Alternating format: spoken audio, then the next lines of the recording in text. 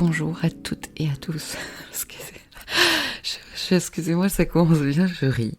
Je ris, pourquoi? Parce que je vais vous parler de cette pleine lune éclipse du 8 novembre 2022 à 16 degrés Taureau-Scorpion qui va se passer à 11h du matin.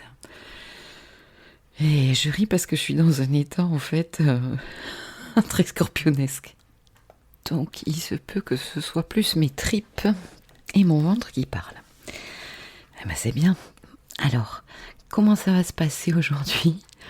On va lâcher un peu comme d'habitude. Vous n'aurez pas vos petits dessins, vos petites flèches. On va lâcher le mental si vous voulez bien. Et donc, je vais parler de cette pleine lune. Et puis, à la fin, je ferai un petit topo pour chacun de vos signes. Et puis, il y aura une petite surprise pour fêter les 1000 abonnés. Voilà. Donc, pour vous remercier d'être là avec moi. J'ai envie de vous connaître aussi, de savoir un peu comment on peut évoluer ensemble. Et je vous propose de commencer l'analyse. Donc la pleine lune est un moment de pleine conscience, est un moment de résultat de ce qui a démarré lors de la nouvelle lune. La nouvelle lune du 25 octobre, pour rappel, qui se passait à 2 degrés sur Scorpion et qui était je vais y arriver, et qui était quand même carré à Pluton, son maître. D'accord. Cette nouvelle lune, bon, nous y sommes en plein dedans puisque c'est bientôt le carré, donc un moment de tournant. Et puis personnellement, moi je l'ai senti quelques jours avant. C'était une plongée dans les eaux profondes émotionnelles. Au début, c'était plutôt agréable. Puis après, ça s'est un petit peu corsé. Bon, je ne sais pas pour vous. Si vous sentez, vous me direz. De base, l'axe Taureau-Scorpion évoque l'axe de la possession, le taureau, et de la dépossession. Donc, c'est aussi un axe assez tripal. Les tripes en Scorpion. Donc, d'un côté, ce que je crois être, quand je peux posséder quoi en fait? Quand je peux posséder des choses, ma maison, ma voiture, un certain niveau de vie, il y a beaucoup question de ça en ce moment, mais aussi quand je crois posséder, parce qu'en fait on ne possède jamais personne, mais le Scorpion aime bien me posséder aussi. Donc quand je crois posséder des situations, avoir le dessus, le pouvoir sur certaines personnes, et donc c'est l'axe possession-dépossession. Donc, en fait, cela remet en question avec ce nœud sud là en Scorpion, mais on va rentrer dedans après. Et finalement, si je perdais ce que j'ai gagné à la sueur de mon front, peut-être ce que j'ai gagné au nom de ma sécurité, le taureau, l'argent que je partage avec mon autre, avec mes associés. Il est ici question aussi de l'argent des héritages, de mes investissements et de tous mes rapports financiers avec la société, de tout ce qui régit les lois, les règles de la société. Dépossession, désidentification, dépouillement. Bon, alors je suis allée voir sur le dico la signification. Qu'est-ce qu'ils mettaient sur désidentification? Fait de perdre son identité. Wow. Mais qu'est-ce qui peut bien nous amener à ce genre de processus? Eh bien, une grande souffrance, bien évidemment. Une souffrance peut-être reliée au passé. Un mode de fonctionnement, une histoire qui se répète, un schéma comportemental, un schéma émotionnel récurrent, et où on s'est pris le mur 1 fois, 2 fois, 10 fois, 50 fois. C'est écrasant, c'est insurmontable, et on s'aperçoit en fait que notre action d'habitude ne marche plus. Donc on se retrouve finalement avec un ego attaqué puisque ça marche pas, et puis finalement ça finit par qui je suis. Mais qui je suis? Un grand vide peut-être intérieur, beaucoup de découragement, de tristesse et peut-être de dépression. Donc, on l'aura compris, c'est une remise très forte en question de notre vie, de nos croyances, de nos systèmes de pensée et de nos systèmes émotionnels. Alors, le libre arbitre ici, quoi qu'il se passe finalement dans nos vies, c'est quoi? Ça peut se passer sur un plan événementiel ou intérieur. Eh bien, le choix, je crois, pour moi, c'est de choisir dans cette crise comment passer la vague. Alors, on est dans le dur, vous le savez, si vous suivez un petit peu mes vidéos. Là, on est vraiment dans le dur. C'est une pleine lune bien... Ah, j'ai ce mot sur la langue, allez, je le dis quand même, avec Uranus fracassante, qui pourrait être fracassante, autant intérieurement qu'extérieurement. Mais vous inquiétez pas, c'est pour un mieux. Hein. C'est un peu comme l'homéopathie. C'est un mal pour un bien. Donc ici, on peut décider, prendre une décision, signer un pacte avec soi-même, de ne pas se laisser emporter par cette vague, par nos peurs, nos résistances au changement, par nos angoisses, par un drama souffrance. Et puis, je suis sortie il n'y a pas longtemps là, sur une conférence grâce à 2 amis que je remercie, qui m'ont ramené aux sources en fait. C'était une conférence astrologique avec Fanchon Pradalier-Leroy, et que je connais depuis très longtemps, et qui faisait une conférence sur les cycles astrologiques. C'est très intéressant si vous voulez taper ça sur YouTube. Et donc, elle a rappelé que ce que disait le Dalai Lama, en fait, et il disait quoi? Il disait, il n'y a que 2 jours dans l'année où tu ne peux rien faire. Alors, c'est quoi ces 2 jours? 2 jours dans l'année où tu peux rien faire. Eh bien, l'un s'appelle hier, et l'autre s'appelle demain.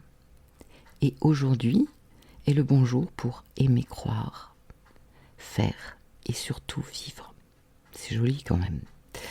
Donc voilà les amis, revenir à l'instant présent. Sauf que le Scorpion va nous ramener quand même un peu dans le passé. Alors, on va commencer par l'énergie haute fréquence du Scorpion, hein, pour savoir qu'est-ce qu'on a dans notre besace, qu'est-ce qu'on a comme outil. Donc cette énergie, ça va être quoi? Ça va être beaucoup de sensibilité, une très fine sensibilité et intuitivité pour sentir les choses. Hein. Donc de revenir à votre ventre, à votre intuition, et peut-être arrêter un petit peu là-haut quand ça tourne en rond, vous savez, ça sert absolument à rien. Donc qu'est-ce qui nous aide à arrêter les pensées virevoltantes et improductives? Eh bien, le premier outil, c'est la respiration, les amis. Il est gratuit. C'est la respiration, c'est se poser, c'est la méditation, même sans méditer. Vous vous posez, vous respirez, vous revenez dans votre corps. Alors, il y a aussi la stratégie. Le Scorpion est très stratégique. En Scorpion, on retrouve quoi? On retrouve notre pouvoir personnel, en fait. On retrouve notre pouvoir à nager dans nos eaux profondes, ouais, dans notre magma. On retrouve notre créativité, notre force vitale. Et puis, c'est aussi une force très primale, donc. Et je reparle donc de notre ventre et de nos tripes. Et puis aussi, le Scorpion, c'est la franchise. Donc, à méditer, la franchise. Et avec ce Mars-Carré Neptune, là, qui nous pousse un petit peu à autre chose, à évoluer personnellement sur autre chose, attention, de ne pas aller là-dedans nous-mêmes, mais aussi à ouvrir les yeux, sentir, intuition, pour débusquer aussi ce qui se passe autour de nous et qui n'est pas franc du collier. Alors on va rentrer dans le dur. Soleil, Vénus, Mercure, nœud sud, en Scorpion, avec en face, en Taureau, le nœud nord conjoint à la Lune et à Uranus. Voilà un joli programme. Alors, on va commencer par ce Soleil, Mercure, Vénus en Scorpion. Donc ici, un grand rendez-vous à plonger dans nos eaux profondes de la psyché, à revoir, revisiter, se rappeler nos blessures non guéries peut-être, gardées, enquistées, refoulées. une promesse quand même de retour vers le passé. Moi, je le sens beaucoup déjà, ça remonte à travers les rêves, mais pas que. Ça donne aussi beaucoup d'intuition, de synchronicité. Ça, c'est plutôt sympa. Donc, ce retour vers le passé qui remonte, les souvenirs, les rancœurs, peut-être une colère gardée, mais ça, c'est bon, les amis, d'aller recontacter ça pour pouvoir le nettoyer, le sortir enfin de nous. Ça parle aussi de haine possible en Scorpion, donc ils vont pouvoir se transformer en pardon. On verra avec quelle possibilité. Donc comme je l'ai déjà évoqué, des schémas répétitifs récurrents de fonctionnement, des possibles aussi révélations, des conflits larvés, ça stagne les eaux scorpionesques. Donc les révélations, où elles vont se faire maintenant, où elles vont se faire dans les jours, les mois qui viennent. Parce que comme vous le savez, je vous le rappelle, une pleine lune éclipse va jusqu'à 6 mois. Donc, pour rappel aussi, suivant votre thème natal, ça peut être vécu intérieurement, ça peut être comme une espèce de bombe intérieure, une grande évolution pour vous, et ça peut être aussi extérieur. Enfin, les deux peuvent se passer aussi d'ailleurs en même temps. Donc, nos peurs les plus viscérales, nos traumas du passé, les deuils aussi, il est question de deuil ici, en Scorpion, issus d'un passé donc de peut-être de quelques jours, semaines, voire très ancien, voire quand vous étiez toute petite, ou voire même in vitro, c'est-à-dire quand vous étiez dans le ventre de votre maman. Eh bien, individuellement comme collectivement, le travail du nœud sud ici en Scorpion, il va être à faire, les amis. Et depuis fin décembre 2021, où il est rentré en Scorpion, et ce jusqu'à juillet 2023. Ici, nous sommes à moitié du travail, puisque nous avons déjà vécu des éclipses au mois de mai dans cet axe-là, et nous en revivrons la troisième au mois de mai 2023. Donc il y a tout un karma à nettoyer, et nous sommes un petit peu au milieu du travail. Alors, là où le Scorpion se trouve dans votre thème natal, et puis surtout si vous avez le soleil ou l'ascendant, et j'en profite pour souhaiter un très joli anniversaire au Scorpion, eh bien c'est ce secteur de vie où vous pourriez trouver comme une eau trouble, encombrée, difficile à traverser. Donc un nettoyage, une purification. Des plus basses énergies astrales du Scorpion s'imposent ici, pour s'emparer des énergies hautes dont je vous ai parlé au tout début de la vidéo. J'ai l'impression que ce côté obscur s'amplifie en ce moment personnellement. Pluton, c'est aussi l'horreur, le meurtre, le viol, la soumission pour une sécurité, pour un semblant de sécurité, de l'agressivité, de la méfiance, où on est obligé de devenir méfiant les uns par rapport aux autres, et en fait où l'homme peut être vu comme un loup. Et ça, c'est carrément pas terrible.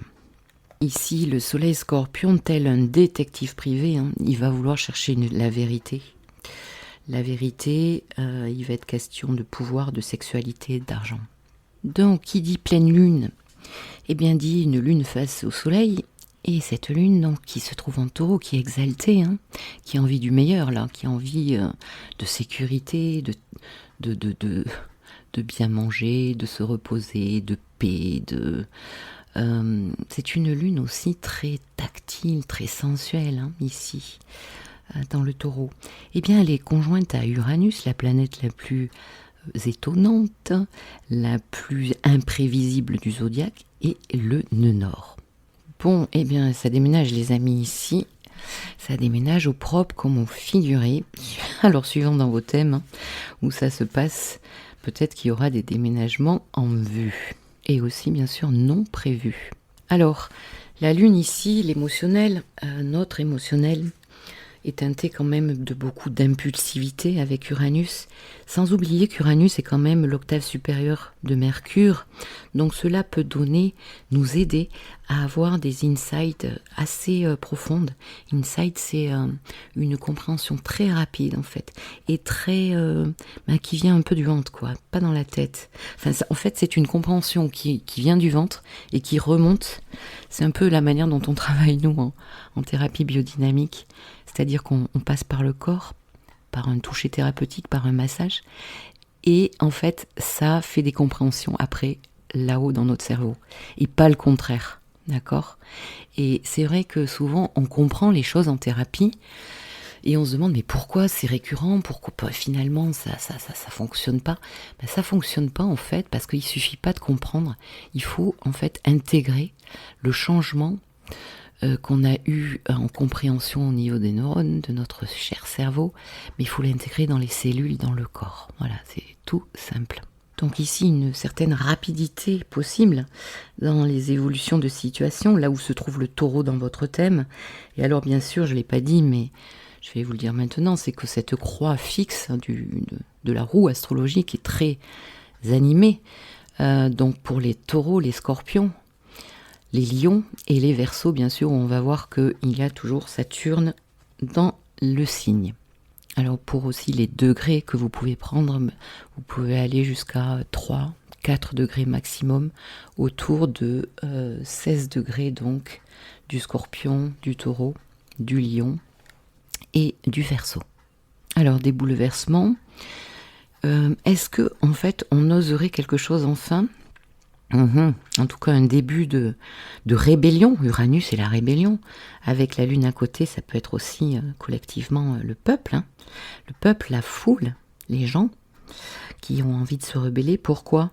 Parce qu'ils veulent plus d'indépendance. Uranus, il veut être libre. Uranus, il en a marre de stresser. Ici, il y a beaucoup de stress avec la lune à côté. Il est question aussi de femmes, la lune, qui veulent se libérer.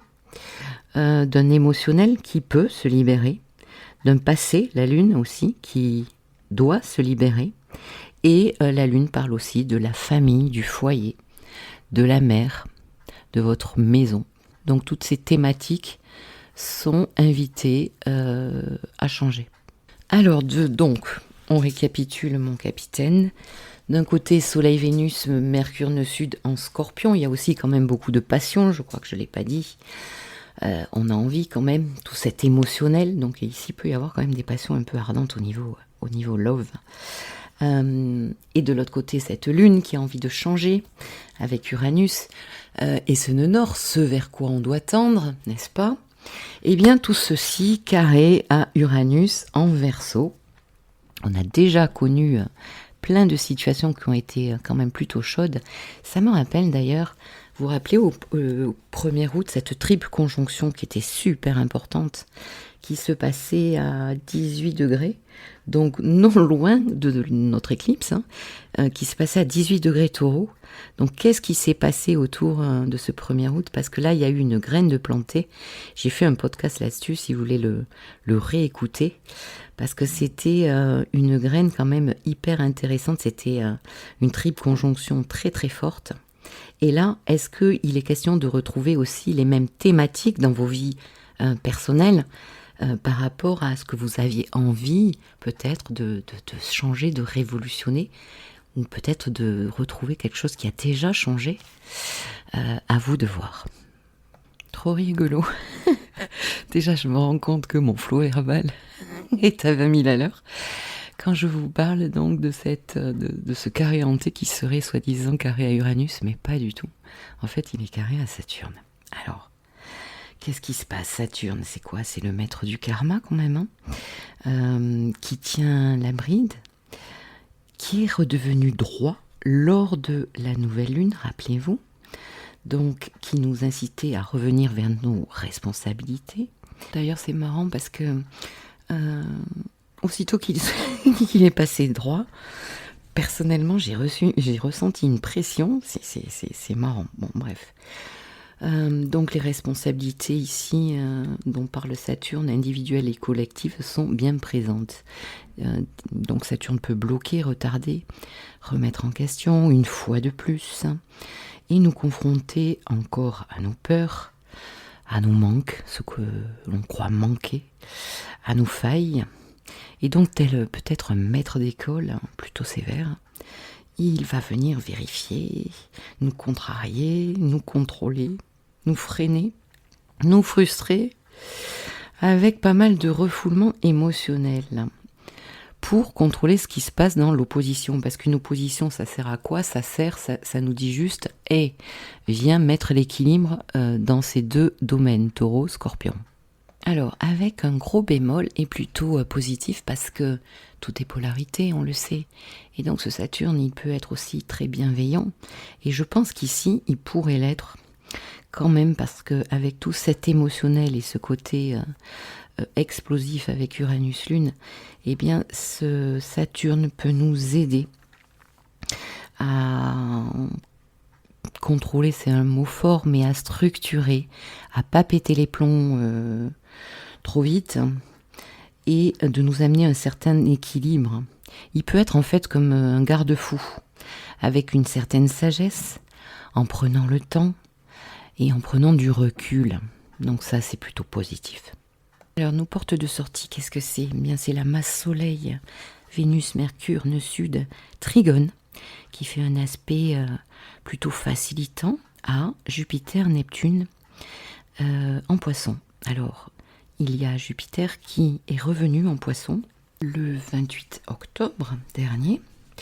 Et donc, il retourne faire une petite blagounette. Pourquoi je dis ça d'ailleurs, blagounette? J'espère que ça ne sera pas une blagounette. Il retourne fusionner un petit peu avec Neptune, où il a eu une conjonction, rappelez-vous, le 12 avril 2022. La naissance d'un très joli cycle. C'était un rendez-vous très optimiste, de rêves, de nos idéaux qui pouvaient se réaliser, de spiritualité, aller vers plus de spiritualité, notre vision de la vie, élargir nos consciences, notre éthique aussi avec Jupiter.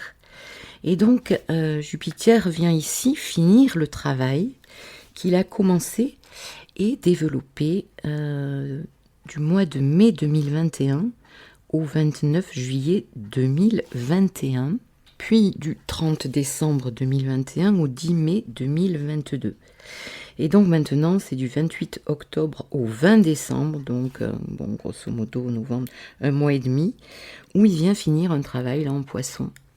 Donc là où votre maison Poisson se trouve dans votre thème, le secteur de vie, eh bien Jupiter vous a certainement insufflé pendant tout ce temps des compréhensions, je pense, intérieures. Peut-être revenez à ces périodes que je vous ai citées, réfléchissez-y. À quoi avez-vous pensé? Avez-vous cru? Et quel est le bilan aujourd'hui? Qu'en est-il aujourd'hui? Qu'est-ce qu'il y a lieu de faire? Alors bien sûr, ce Jupiter en Poisson, pour les signes qui sont en opposition en carré, ça va être beaucoup plus difficile.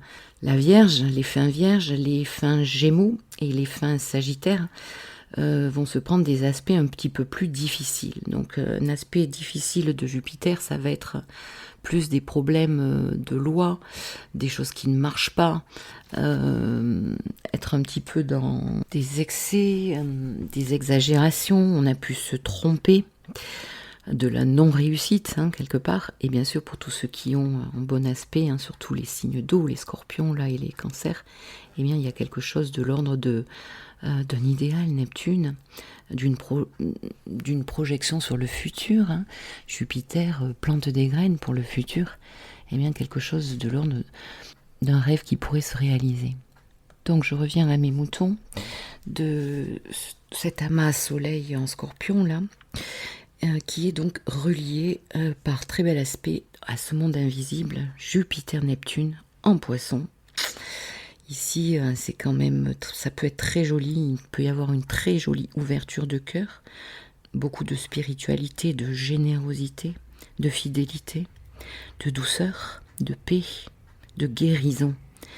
Il y a beaucoup quand même une fois qu'on aura passé toutes ces montagnes là russes, c'est en vue quand même de retrouver pas mal de guérison en chacun de nous. Le Poisson et Neptune nous invitent à accepter ce qui est, bien sûr, arrêter de vouloir tout contrôler, arrêter de vouloir savoir ce qu'on ne sait pas, se laisser aller en fait. Ce qu'on ne voit pas, juste traverser en confiance en fait, les amis. Et le seul outil à notre disposition ici, c'est la confiance au futur et l'amour. Il y a quelque chose de l'ordre en fait, avec cette triple conjonction en Scorpion, de l'ordre de comme si on n'était plus maître en fait de notre véhicule en l'état. Alors l'accélérateur peut s'emballer ou être carrément défaillant. Qu'est-ce qui me fait dire ça? C'est Mars rétro, car et Neptune, on va y venir. Et que dire des freins, Saturne? Donc beaucoup de mal à contrôler peut-être le véhicule, mais aussi à se contrôler soi-même, le conducteur que nous sommes intérieurement, puisque nous sommes en phase d'éclipse. On va pas se cacher que énergétiquement, c'est un moment, une période très épuisante, où il y a beaucoup de fatigue. Quand on est en train d'épurer un karma, qu'on a une retrouvaille avec nos enfers personnels et collectifs, il ne peut en être autrement. Bon, et dans tout ça, notre action alors, Mars en Gémeaux, qui nous dit « Oh là, je vais un peu rétrograder ». Donc le 30 octobre, Mars rétrograde, il a bien une raison pour ça. Il nous a demandé de beaucoup communiquer en Gémeaux, et il ne faut pas oublier que donc il va être carré à Jupiter 3 fois. J'ai fait un podcast à ce sujet si ça vous intéresse, donc je ne vais pas revenir là-dessus. Mais en tout cas, Mars rétro, c'est peut-être une bonne idée, parce que ça va nous permettre quoi au niveau de nos actions, eh bien de revenir un petit peu dans la réflexion. Si c'est plutôt juste ce que nous sommes en train de désirer, Mars, et d'y aller plus tranquillement. Ça va aussi permettre un petit peu, je l'espère, d'avoir moins d'agressivité dans l'air. Et donc lors de cette éclipse, il est carré à Jupiter et à Neptune du coup. Donc ça vient nous redire, c'est la deuxième fois là qu'il fait un carré à Jupiter, à Neptune. Et donc attention à tout ce qui est de l'ordre neptunien, mais dans le mauvais côté, c'est-à-dire les rêves, les mirages, les mensonges, etc. Jupiter, c'est aussi le mage, la guérison, le prophète, mais aussi le gourou.